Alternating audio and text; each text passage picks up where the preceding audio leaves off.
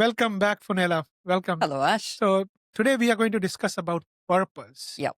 And purpose is really a central anchor Yep. and very important, which can keep a person grounded even in the most challenging situation.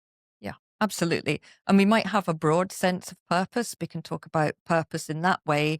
And then that might break down into, more focused kinds of purpose.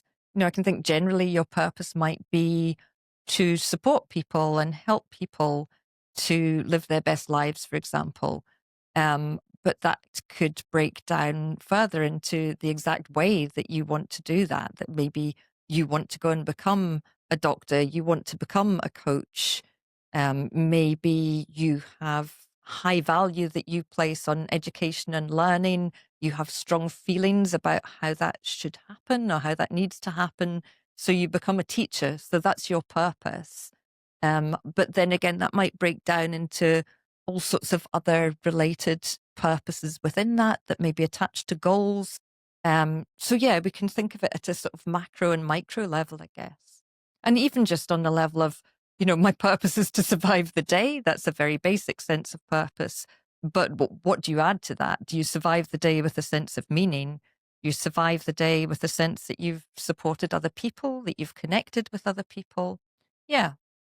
Yeah, I feel what you've said is absolutely very, very meaningful. Yeah. And in the small things, in the most uh, kind of minutest of the things we are doing on a day to day basis, like connecting with others Yeah. in those moments, Yeah. we create a purpose. Like Yeah. just now, you and me, Yeah. we are talking about this, the issue of, we're talking about purpose, Yeah. but there's a bigger purpose is the transforming Transforming stress. stress. We've got a collaborative We have purpose. got a Yeah. collaborative purpose, how you're connecting with people at your workplace, Yeah. at in your personal space for a shared meaning, Yeah. Yeah. for shared goals, and that is a huge driver. And you said that its purpose is not always a really a big thing, Yeah. but it's the smallest of the areas of our life where we Yeah. put focus on, where we create meaning Yeah. for ourselves Yeah. and for others. Yes. Absolutely. Absolutely. Yeah.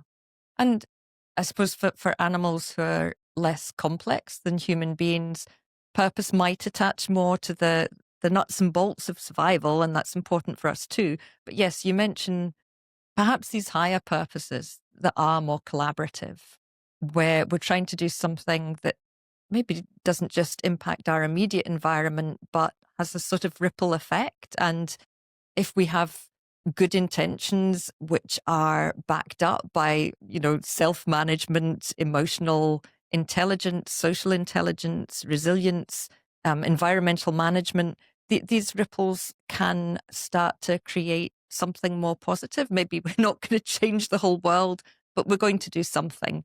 And that's going to make us happy. That's going to give us a sense of meaning. Yeah. I think John DeMartini, one of our spiritual teachers, used to say that the more inspiring your purpose is, the greater is the power and the meaning. The greater is the power and the meaning of your life. And it is hugely for our own health and well-being. If we have a purpose driven life, it really is kind of a supercharger Yeah. that keeps you charged. Every day you get up in the morning, Yeah. you have something to look forward to, something to go for. Yeah, yeah. I mean, absolutely. We all have to work. We all have to find a way to eat and have shelter and have those basic needs met. But then apart from that, what's our life about? What are our values in that? What do we want to create? And I think earlier on, thinking about the negative things that happen, we can say that's the bad side of human nature or that's the negative side of human nature. But okay, what's the positive side? What can we do? We don't just have to accept, oh, bad things will always happen. We can tackle that. We can think about that. We can think about how do we take this horrible thing that is stress and distress and try and look at it in a different way. And we can't banish stress, but can we do something about it? Can we be positive in that? And that's a really great purpose. And that's what you said is the transforming it. Yeah. The stress is a part of life, Yeah. and stress is even good for us to Yeah. push us. Yeah. But it's only the stress which becomes toxic, which becomes chronic, Yeah. which can be eroding our own sense of well being. So, Yeah. how do we transform that is important. So, Yeah. for me, this became a big purpose because when I found myself in the healthcare Yeah. living with this amount of stress, Yeah. I said, well, this is not kind of healthy. No. This is not healthy, and this is not what I've signed up for. But then over a period of time, over the last decade or so, I developed skills Yeah. to be able to transform that stress into something much, much bigger. Yeah. And now I want to do it for other, not only in the healthcare, but we Yeah. see according to the Gallup studies that, as you mentioned earlier, 45, 45% of people in Yeah. other industries are feeling stress or burnt out at any given day. That is quite huge. Yeah. That's enormous. And I feel like what you're sharing with me there, Ash, is your vision, which is an amazing thing to have. And it is related to purpose. There's something in you saying you can realize, oh, this isn't what I signed up for. Because essentially, when we head out in any kind of endeavor, Mm. we do have some kind of a vision. We might not have spent a lot of time on it, but we have some sense of what that's going to be. And hopefully, that's generally a positive vision. But if that becomes compromised, if something else is going on with that, what is that? And how can we get back to that more positive vision and sense that we can build on and increase that vision? Yeah. Yeah. So all of the techniques that we've discussed will help. But I think it is important, and it's related to values as well, to just stay connected to the vision that you have, to your best vision. And also, your purpose and your vision Yeah. is something which might evolve with time. Of course. Yeah. And it's not that it is written in stone. No. As your experiences evolve in life, Yeah. so is your purpose going to. Yeah. There may be things you can do that you never imagined you could do. There may be whole areas that you could go and educate yourself in and experience that you didn't know existed. Yeah. Yeah.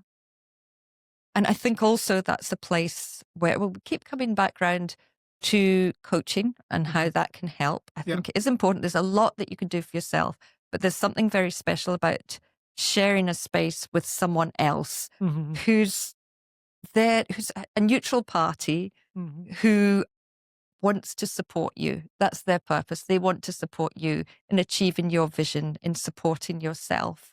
And coaching sessions are a wonderful place where you can build your vision and explore that.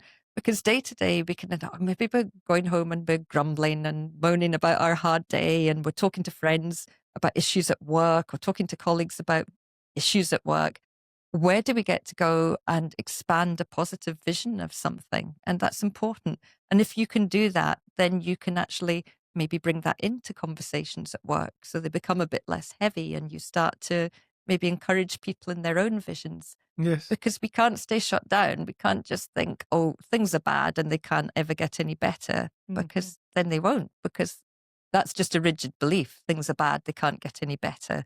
People can't be better than we are. We're stuck with that. Well, maybe we're not. If you look at all of the progress that humankind's achieved, why can't we do things differently? Why can't we change how we behave socially and even emotionally? Why can't we change how we are towards one another? Surely we can keep evolving in that sense. We have in terms of technology, we have in all sorts of ways. Yeah. Yes, Panela. And I think the other most important thing, what I felt, is bringing an external eye, Yeah. something we are not able to see that with that clarity. Bringing an external coach Yeah. really could give that perspective, Yes. which might be so meaningful. Yeah. And the other thing is having a collective purpose, Yeah. because that really connects us together in a shared sense Yeah. of a mission. So And that important. is really a huge charger for us to take it even much further and much with much wider scope. For sure. And that can look different ways for different people, can't it? I mean, you may feel you're a very socially gregarious person. You like to be around a lot of people.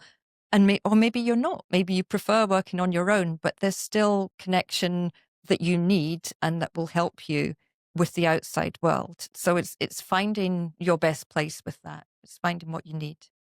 Yeah. Well, Fionnuala, thank you so much for sharing these incredible insights. I Thanks, would look Ash. forward to our discussion in the last chapter in our next talk. Thank you. Amazing. Thank you very much. Thanks so much, Ash. If you enjoyed today's episode, we'd greatly appreciate it if you could leave a 5-star review, a like, or subscribe on Apple, Spotify, or wherever you listen to your podcasts.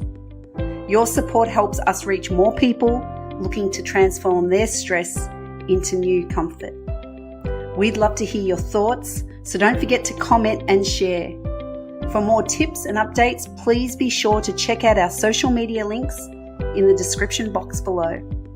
We can't wait to have you with us next time as we continue this journey towards turning stress into resilience. Remember, it's not the stress itself, but how we rise above it that defines our strength. So stay resilient and keep thriving, and we will see you next time.